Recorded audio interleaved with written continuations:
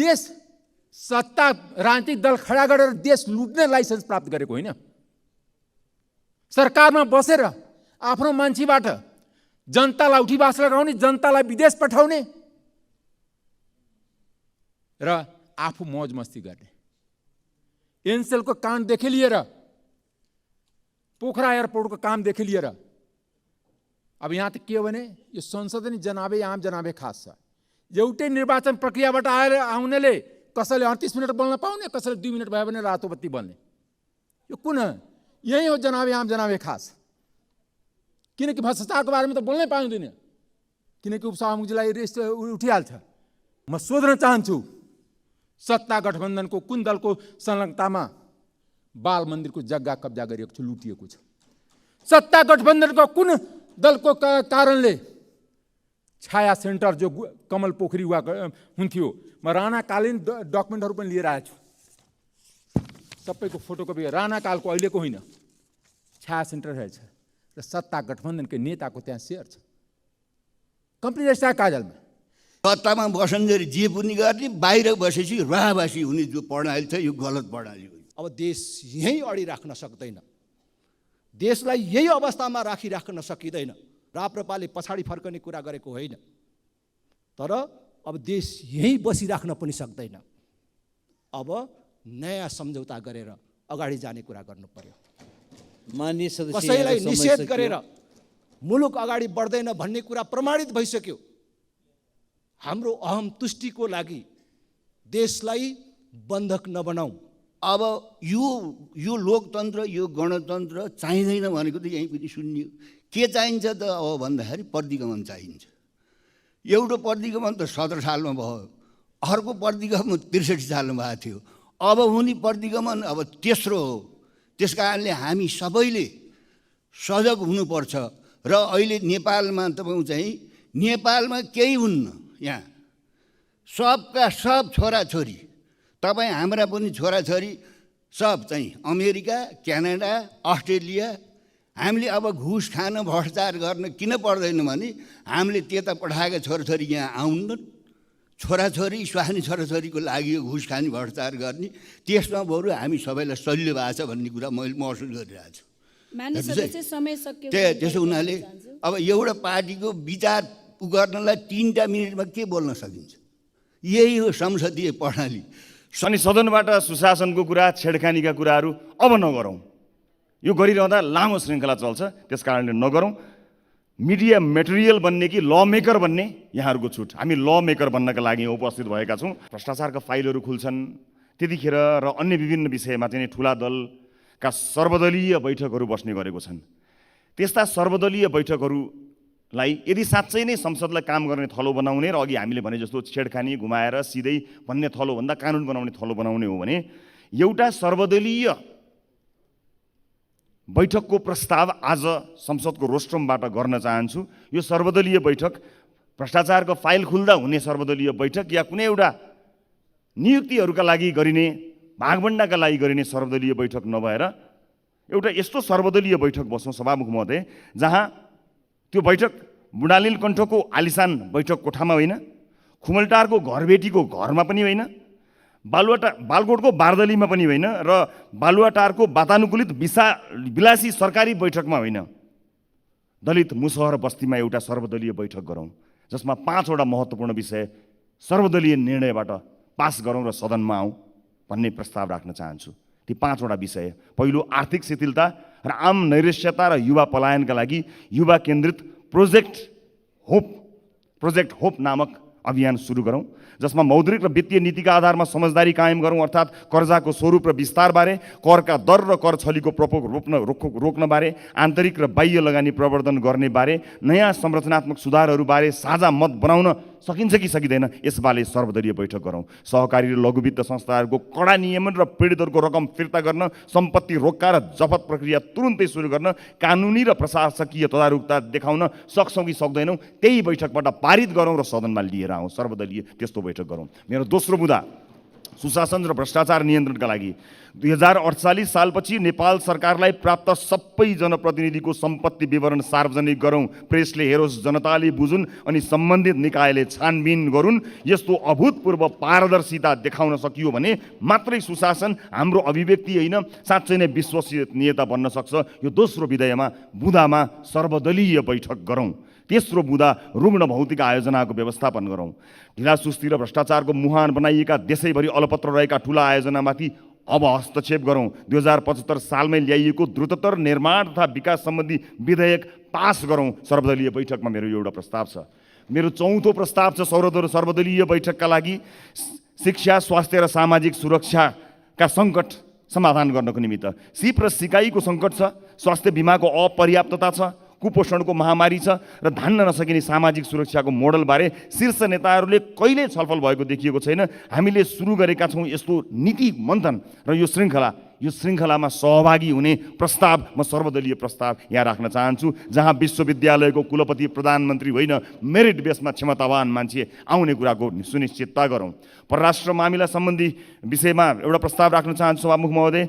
यसमा के सत्ता पक्ष के विपक्ष, सत्ता टिकाउन कुनै शक्ति राष्ट्रको अवाञ्छित सद्भाव खोज्ने लिगलेगे दौड छोडी भारत, चीन, युरोपेली सङ्घ, अमेरिका जस्ता राष्ट्रहरूलाई कसरी हेर्ने, ऋण र अनुदानका कस्ता शर्त स्वीकार्ने, साझा ग्लोबल मुद्दामा हाम्रो अडान कस्तो हुन्छ भन्ने बारे एकरूपता कायम गरौँ। जलवायु परिवर्तन, क्षेत्रीय कनेक्टिभिटी, अधिकतम विकसित राष्ट्रहरूको दर्जाबाट स्तरोन्नति हुँदै गर्दाको सङ्क्रमणकालीन सहजता, सहुलियतपूर्ण वित्त बजार, प्रविधि हस्तान्तरण जस्ता विषयमा केन्द्रित आर्थिक कूटनीतिमा क्षमता वृद्धि गर्ने विषयमा बैठकमा एकरूपता कायम गरौँ भन्ने कुराको प्रस्ताव राख्न चाहन्छु सभामुख महोदय। सभामुख महोदय, अहिले देश र जनताको विश्वास सरकार राजनीतिक दलमाथि उठिरहेछ। त्यसको आत्मसमीक्षा गर्ने बेला भयो। सरकारका प्रतिनिधि एकजना मन्त्रीजी यहीँ हुनुहुन्छ। सरकार कस्तो स्टन्ट गर्छ भने आफै झाँक्री आफै बोक्सी। जति यो देशको सार्वजनिक सम्पत्ति, जति व्यतिथिको मूल जरो नै सरकार हो। सरकार के संरक्षणमा, सरकार चलाउने राजनीतिक दलको संरक्षणमा देशको तमाम सार्वजनिक सम्पत्ति, सरकारी सम्पत्ति लुटिएको हो। बडा दृढताको साथ भन्न चाहन्छु। अहिले भर्खर बाँसबारी छाला उद्योग कारखानाको कुरा आयो, सरकारले समात्यो। तर 2 घण्टा नहुने बित्तिकै प्रधानमन्त्रीदेखि लिएर गठबन्धनको नेताहरूको फोन तरातर आइजीलाई जान थाल्यो, छोड्नु अहिले तुरन्त छोड्नु, किनकि हामी त्यही व्यापारीको पैसा खाएर बचिरहेछौँ, हामी त्यही देश बेचेर बाँचिरहेछौँ, पार्टी चलाइरहेछौँ। म सोध्न चाहन्छु, सत्ता गठबन्धनको कुन दलको संलग्नतामा बाल मन्दिरको जग्गा कब्जा गरिएको छ, लुटिएको छ? सत्ता गठबन्धनको कुन दलको कारणले छाया सेन्टर जो कमल पोखरी हुन्थ्यो, म राणाकालीन डकुमेन्टहरू पनि लिएर आएको छु, सबैको फोटोकपी, राणाकालको अहिलेको होइन, छाया सेन्टर रहेछ र सत्ता गठबन्धनकै नेताको त्यहाँ सेयर छ, कम्प्लिट रजिस्ट्रार काजलमा। देश सत्ता राजनीतिक दल खडा गरेर देश लुट्ने लाइसेन्स प्राप्त गरेको होइन। सरकारमा बसेर आफ्नो मान्छेबाट जनतालाई उठीबास लगाउने, जनतालाई विदेश पठाउने र आफू मौज मस्ती गर्ने। एनसेलको कामदेखि लिएर पोखरा एयरपोर्टको कामदेखि लिएर अब यहाँ त के हो भने यो संसद नै जनाबे आम जनाबे खास छ। एउटै निर्वाचन प्रक्रियाबाट आउनेले कसैले 38 मिनट बोल्न पाउने, कसैले 2 मिनट भयो भने रातो बत्ती बल्ने। यो कुन यही हो जनाबे आम जनाबे खास? किनकि भ्रष्टाचारको बारेमा त बोल्नै पाउँदैन, किनकि उपसभामुखजीलाई रिस उठिहाल्छ। के हो भने यहाँ कसैको उपदेश सुन्नलाई जनताको जनसरकारको बारेमा आएछ। के कारणले अहिले विभिन्न एउटा मदन मोहन रमन भट्टराईको अध्यक्षतामा आयोग गठन भएको थियो। त्यो आयोग सरकारी जग्गा, गुठीको जग्गा को बारेमा छानबिन गर्ने, सार्वजनिक जग्गाको छानबिन गर्ने आयोगले रिपोर्ट दिएछ। त्यो रिपोर्ट सरकार सार्वजनिक गर्दैन, किन सरकारको काम हुन्छ कुनै समस्या उठ्यो भने समिति बनाउने, रिपोर्टलाई कार्पेट बुनी राख्ने। मान्य सदस्य, समय सकिएको जानकारी गराउन चाहन्छु। ठिक छ, सक्यो भने त ठिकै छ। Thank you. माननीय सदस्यहरू, माननीय सदस्य श्री राजेन्द्र प्रसाद लिङ्गदेनलाई बोल्न समय दिन्छु। समय 6 मिनेट।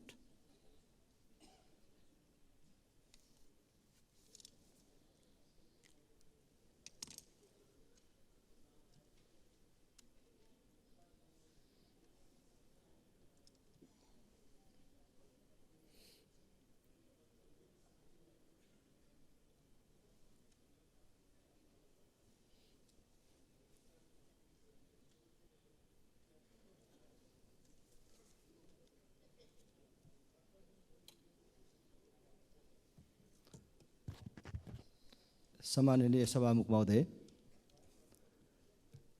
महासचिवजीलाई बधाई तथा कार्यकाल सफलताको शुभकामना व्यक्त गर्न चाहन्छु राष्ट्रिय प्रजातन्त्र पार्टीको तर्फबाट।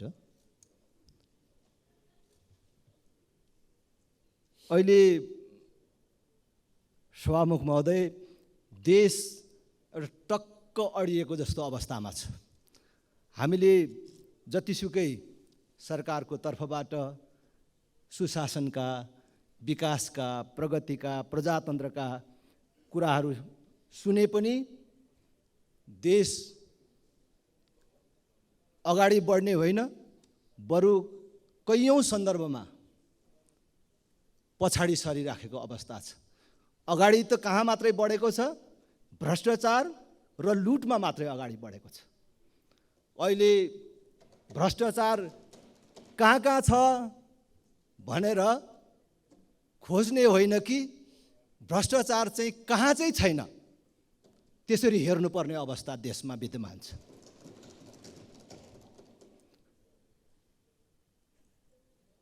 सरकार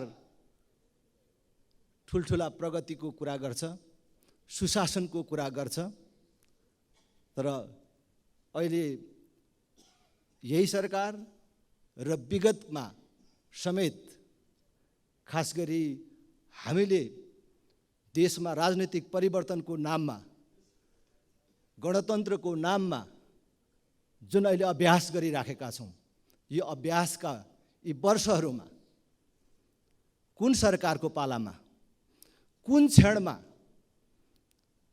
देश लुट्ने काम भएन। अहिले हामीले सधैँ सुन्ने गरेको छ एनसिएल भन्यो भने एनसिएल नेपालको सबभन्दा ठुलो करदाता संस्था हुनुपर्ने, तर त्यसमा कसले लाभ लिएको छैन, त्यसलाई कसले प्रयोग गरेको छैन। अहिले टेरामक्स भनेर जो हामीले सुनिराखेका छौँ, टेरामक्स भनेको के हो? टेरामक्स एउटा प्रविधि भित्र्याउने, जुन प्रविधिले गर्ने थुप्रै कामहरू छन्। मलाई जुन समय छ त्यो सबै मैले यहाँ भन्ने मौका पाउँदिनँ, तर हामी सबैले र आम जनताले बुझ्नुपर्ने कुरा के हो भन्दाखेरि अहिले दूरसञ्चार सम्बन्धी सेवा प्रदायक संस्थाहरूले हामीलाई जुन सेवा दिन्छु भनेको छ त्यो गुणस्तरको सेवा दिएको छ कि छैन, र हामीले जुन सेवा प्राप्त गर्यौँ भनेर रकम तिर्छौँ त्यो बराबरको सेवा प्राप्त गरेको छौँ कि छैनौँ, र अरू कल बाइपासका कुराहरू पनि छन्। यो सम्पूर्ण हेर्ने प्रविधि हो त्यो टेरामक्स भनेको, जुन आज एनसिएलले, एनटिसीले हामीलाई ग्राहकलाई जे सेवा दिने भनेको छ त्यो दिएको छ कि छैन, हामीले जुन समय प्रयोग गरेको छौँ ठ्याक्कै त्यही अनुसारको पैसा काटेको छ कि बेसी पैसा काटेको छ भन्ने कुरा थाहा पाउने यन्त्र हो त्यो। तर त्यो ल्याउने क्रममै भ्रष्टाचार भयो, त्यो प्रविधि भित्र्याउनमै भ्रष्टाचार भयो भनेर कैयौँ वर्षदेखि त्यो प्रविधि भित्र्याउनबाट रोक लगाइएको छ। यसबाट ल्याउने काममा पनि खाने अनि त्यो ल्याउन रोके बापत पनि खाने। ओहो, योभन्दा अर्को लुटतन्त्र के हुन सक्छ? तपाईँ 4 वर्षदेखि मुद्दा छिनोफानो नगर्ने, सांसद मन्त्री फरार छन् भन्ने सांसद मन्त्री फरार सूचीमा राखिदिने, विकास निर्माणका कामहरू ठप्प छन्, मन्त्री भन्ने प्रधानमन्त्री भन्ने, हाम्रो सार्वजनिक खरिद ऐनले वन ऐनले विकासका कामहरू अगाडि बढाउन पाइएन भने कसले बढाउन दिएन? त्यो ऐन कसले बनाएको हो? त्यो ऐनमा आफ्नो स्वार्थ राख्नको लागि, केही मान्छेहरूको सुविधाको लागि जुन बुदाहरू राख्नुभयो, यही विकास अवरुद्ध होस्, केही मानिसहरूको मुठीमा विकास निर्माणका कामहरू हुन् भन्ने हिसाबले बनाउनु भयो। अहिले तपाईँलाई संशोधन गर्न कसले रोकेको छ? आज समग्र देशको जुन हामीले भ्रष्टाचारको र अविकसितताको बेरोजगारीको कुरा गर्छौँ, यसको जडमा हामीले अवलम्बन गरेको प्रणाली दोषी छ। त्यसैले सभामुख महोदय, अब यही निर्वाचन प्रणाली, यही नियुक्ति प्रणाली, यही ऐन निर्माण गर्ने विधिबाट हामीले अपेक्षा गरेको परिवर्तन सम्भव छैन मात्र होइन,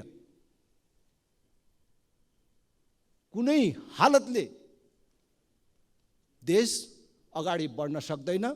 र अहिले यो कुरा राप्रपाले मात्रै होइन, यो उत्कृष्ट व्यवस्था हो भनेर ल्याउने, लड्ने सबैले पनि स्वीकारिसक्नु भएको अवस्था हो। त्यसैले म आग्रह गर्छु, तपाईँले परिवर्तनको नाममा जे व्यवस्था निर्माण गर्नुभयो त्यो गणतन्त्र होइन। अहिले जनताले के भन्छन्? लुटतन्त्र भयो। केही सीमित राजनीतिक दल र ती सीमित राजनीतिक दलका पनि सीमित नेताहरूको मुठीमा देश कैद भयो, उनीहरूको लागि मात्रै भयो। त्यसकारण अब देश यहीँ अडिराख्न सक्दैन, देशलाई यही अवस्थामा राखिराख्न सकिँदैन। राष्ट्रिय प्रजातन्त्र पार्टीले भन्दै आएको छ र म यो संसदमा पनि भन्न चाहन्छु, सबै दलहरूको ध्यान आकर्षण गर्न चाहन्छु, केवल सरकारको मात्र होइन, सबै माननीय सदस्यहरूको ध्यान आकर्षण गर्न चाहन्छु। राप्रपाले पछाडि फर्कने कुरा गरेको होइन, तर अब देश यहीँ बसिराख्न पनि सक्दैन। अब नयाँ सम्झौता गरेर अगाडि जाने कुरा गर्नु पर्यो। माननीय सदस्य, कसैलाई निषेध गरेर मुलुक अगाडि बढ्दैन भन्ने कुरा प्रमाणित भइसक्यो। हाम्रो अहम तुष्टिको लागि देशलाई बन्धक नबनाऊ र सबै मिलेर नयाँ सम्झौता गरेर नवीन बाटोमा देशलाई अगाडि लैजाउँ भन्ने कुरा म हार्दिक आग्रह गर्न चाहन्छु। धन्यवाद। सभामुख महोदय, हाम्रो यो संसदको तेस्रो अधिवेशन चल्दैछ। दुईटा अधिवेशनको गतिविधि नेपाली जनताले देखे। त्यसो हुनाले यो संसदको मुख्य काम नियम कानुन बनाउने हो। सांसदहरू विकासका एजेन्ट भएका छौँ हामी। म आज पनि भौतिक योजना मन्त्रालयमा गएर त्यहाँ कर्मचारीहरूलाई, मन्त्रीहरूलाई जुम्ले हात गरेर आएको भनेपछि एकातिर हाम्रो काम चाहिँ नियम कानुन बनाउने, अर्कोतिर तपाईँको चाहिँ अब विकासका कामका ठेक्कादार, ठेक्कापट्टा हाम्रो जिम्मा। त्यसो हुनाले यो व्यवहारमा चाहिँ लागु भएको छैन। यो चाहिँ हामी नियम कानुन बनाउने मात्रै जिम्मा हो हाम्रो भन्ने कुरा, यसमा चाहिँ हामीले विचार गरौँ। अब अहिले देखिएको के छ ठुलो सङ्कट भने यो प्रणाली नै चाहिँदैन, यसलाई खारेज गर्नुपर्छ। राष्ट्रिय जनमोर्चाले भनेको यो मुलुकलाई सङ्घमा नलैजाऊँ, मुलुक सानो छ, आर्थिक हिसाबले पनि यहाँ यसको जुन अवस्थिति छ सङ्घ र स्थानीय निकाय भए पुग्छ। त्यसो हुनाले यो परदेशको औचित्य छैन भनेर दुवैचोटि संविधान बन्दाखेरि राष्ट्रिय जनमोर्चाले कुरा राख्यो। तर अहिले सबैका मना बिदा छ, परदेश त घाँडै भएको छ, सबैलाई भएको छ, सङ्घीयता बोक्नेहरूलाई पनि घाँडो भएको छ परदेश। त्यसो हुनाले मैले अहिले पनि यहाँहरूलाई चाहिँ सुझाव दिन्छु, हामीले सहयोग गरौँ, सल्लाह गरौँ। हामीले ल्याएको चाहिँ यो चाहिँ तिनवटा चाहिँ के अरे क्षेत्र, तिनवटा अङ्ग। सङ्घ भएपछि परदेश किन चाहियो? त्यो फाइदा पनि भएको छ, राजनीतिक पार्टीका नेता कार्यकर्ताहरूलाई थन्काउनलाई त्यो ठाउँ त भएको छ। यसले मुलुक चाहिँ आर्थिक चौपट भएको छ।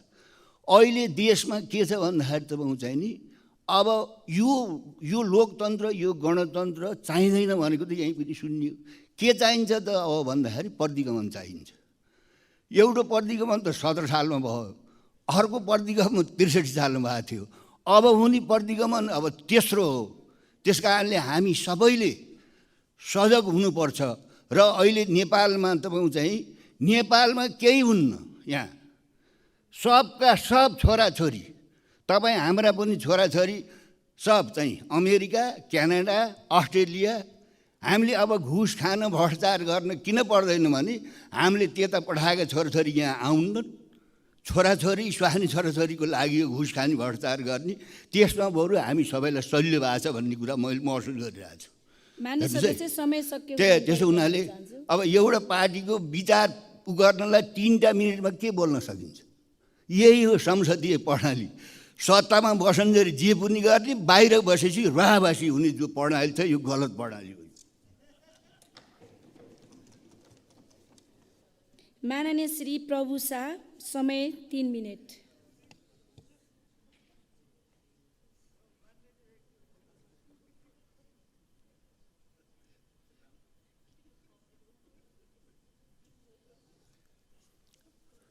सम्मानीय सभामुख महोदय, अहिले देशको आर्थिक अवस्था जर्जर बन्दै गएको छ।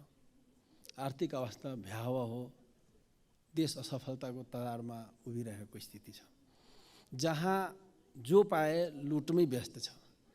जति जसको पहुँच छ त्यति नै भ्रष्टाचार र लुट भइरहेको स्थिति छ। यतिसम्म कि काउन्टिङ गरेर गएकाहरूको समेत सम्पत्ति लुट्दा पनि हामी कति चाबसीका साथ ढोल पिटिरहेका छौँ। हिजो राष्ट्र ब्याङ्कले प्रगति सर्वेक्षण सार्वजनिक गर्यो, मिडियाहरूले पुरै प्राथमिकताका साथ छापेको छ। 7 खरब रिमिटेन्स आउने भयो 6 महिनामा, भनेपछि वर्षमा 14 खरब आउने भयो। अहिलेसम्मको सबै वर्षभन्दा ठुलो प्रगति देखा पर्यो भने जसरी धेरै सकारात्मक सूचकाङ्क भनेर प्रचार गर्छ। म तिनीहरूलाई सोध्न चाहन्छु, पहिला आजभन्दा 6 वर्ष अगाडि कति युवाहरू विदेश गएका थिए र अहिले कति युवाहरू विदेश गए? अहिले विदेशमा कति युवाहरू कामदारहरू काम गरिरहेको छ? एकचोटि डाटा सुन्न चाहन्छौँ। र कति पैसा आउनुपर्ने हो एकचोटि जनताले बुझाउन जरुरी छ। ती मिडियावालाहरूलाई सोध्न चाहन्छु, जसले यसरी गुमराह बनाउने, जनतालाई भ्रमित गर्ने जसरी समाचार छापिरहेका छ, ती मिडियाहरूले भन्न चाहन्छौँ, तिमीहरूले एकचोटि श्रम स्वीकृति लिएर गएका श्रम मन्त्रालयको डाटा राखेर र त्यो श्रम स्वीकृतिमा लिने मासिक तलब राखेर कति आउनुपर्ने हो नेपालमा र किन आएन भन्ने कुरा तपाईँहरूले किन जनतालाई बताउनुहुन्न? गत वर्षकै डाटा लिने हो भने 60 लाख युवाहरू विदेशमा कामदारको रूपमा कार्यरत छन्, गएका छन्। अहिले प्लस गर्दा बढेका होलान्। त्यसको एमाउन्ट हिसाब गर्ने हो झन्डै 40-45 खरब नेपाल आउनुपर्ने हो रिमिटेन्स। अहिलेको दुनियाँ भनेको त हावादारी कुरा गरिराख्नु पर्दैन, गणितको दुनियाँ हो, क्यालकुलेटर दुनियाँ हो, मोबाइलको दुनियाँ हो, हिसाब गरेर दुनियाँले बताएको पुग्छ। भनेपछि यति कामदार बाहिर गएको छ, त्यो एमाउन्ट अनुसार यति आउनुपर्ने हो। 7 खरब किन आयो बढी, अरू कहाँ गयो भनेर सोध्नु पर्दैन? 45 खरब आउनुपर्नेमा यदि 14 खरब आयो भने त 30 खरब कसले लियो, हाम्रो नेपालीको पैसा कसले लुट्यो भनेर सोध्नु पर्छ कि पर्दैन? अनि जो जहाँ पाए त्यहीँ लुट्ने, ठुलो ओहदावालाहरू आफू पदमा हुँदासम्म लुट्ने, अनि इन्डियन हुने बेलामा ग्रिन कार्ड पिआर लिएर बाहिर जाने, पहुँचवालाहरूको छोराछोरी पहिला नै पठाइदिने, अनि देशलाई सोहोरेर अवैध बाटोबाट बाहिर लाने। जहाँ जो छ त्यहीँ लुट्ने। ब्याङ्क छ, दुनियाँले बुझ्या हुन्छन् ब्याङ्क भनेको त पैसा दिनलाई हो, पैसा चलायमान बनाउनलाई हो, जसरी जहाँ पाए त्यहीँ लुटिरहेको स्थिति छ। मनमानी ब्याज बढाइदिएको छ, जे पाए त्यही शुल्कहरू थपेर दुनियाँले हैरान गरिरहेको स्थिति छ। तनाव बनाएर मान्छेले मार्ने स्थिति बनाइरहेको छ। लघु वित्त हालत हेर्नुहुन्छ झन् भयावह छ। 10 करोडबाट सुरु गरेको लघु वित्त 5 वर्षमै खरबमा पुगेर अरबमा पुगिरहेछ, जबकि हाम्रो कानुनले भन्छ 10% मात्र वार्षिक ब्याज ल्याऊ। 10% बढेको हुनुपर्ने होला मान्य नि। सदस्य, समय सकिएको जानकारी यसरी जो लुट भइरहेको छ, यसलाई जस्ताको त्यस्तै हामी भनेर यसो सुधारको कुरा गर्नुपर्ने हो। हाम्रो पार्टीले निरन्तर रूपमा यस्ता ब्याङ्किङ, लघु वित्त ब्याङ्किङ लुटको विरुद्धमा आवाज उठाइरहेको छ, राजस्व लुटको विरुद्धमा आवाज उठाइरहेको छ। यो भगौडाहरू जसरी देशबाट अवैध बाटोबाट लुटेर गइरहेका।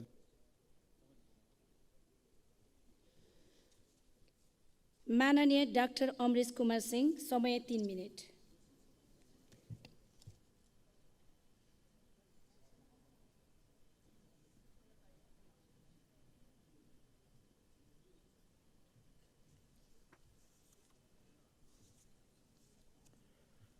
सम्मान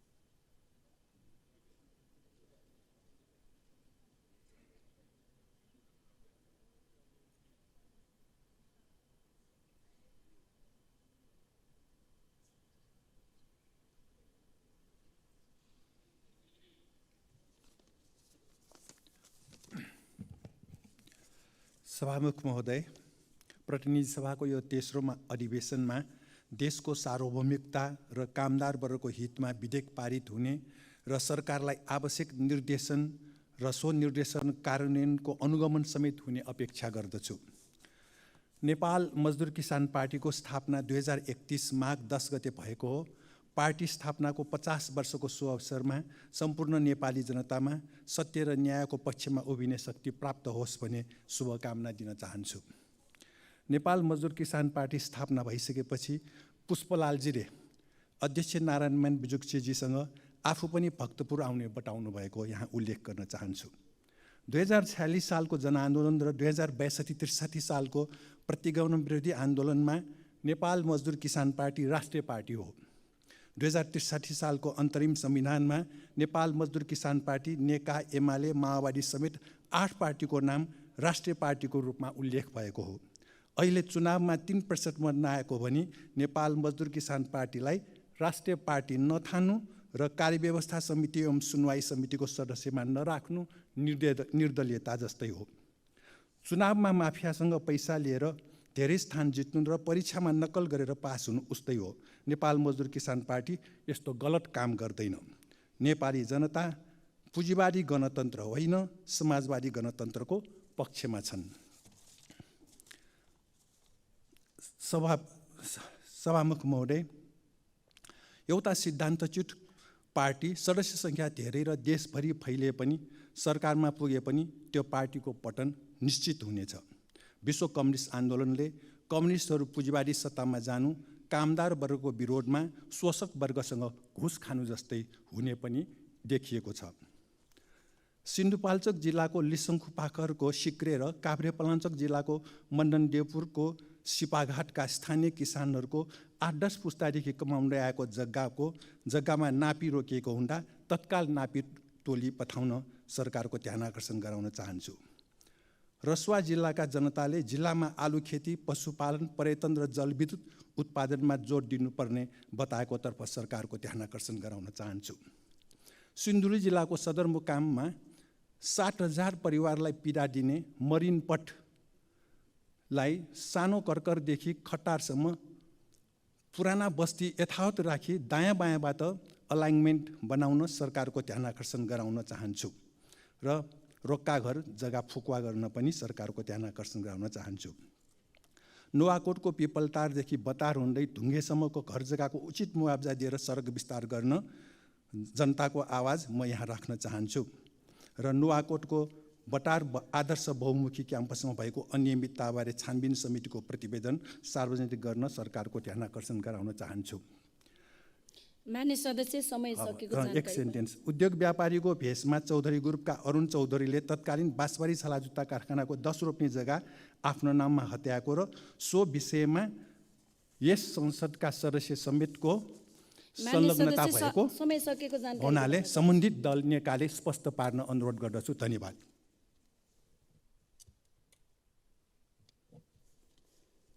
माननीय श्री चित्रबहादुर केसी, समय 3 मिनट।